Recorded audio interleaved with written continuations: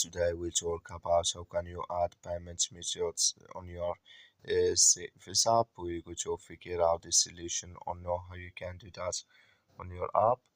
So all you have to do, so you just go above your photo profile, click on it here. So when you just click on photo profile here, it's going to take you to this list here. It's going to show for you like this. Then you go down, just click here on payment methods, click on it here.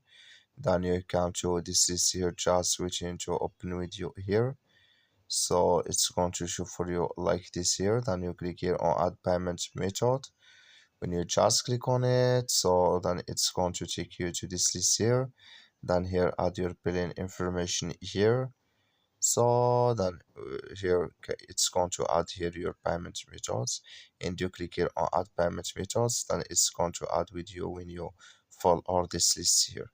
That's all you have to do. Thank you for watching. Don't forget to support us by liking.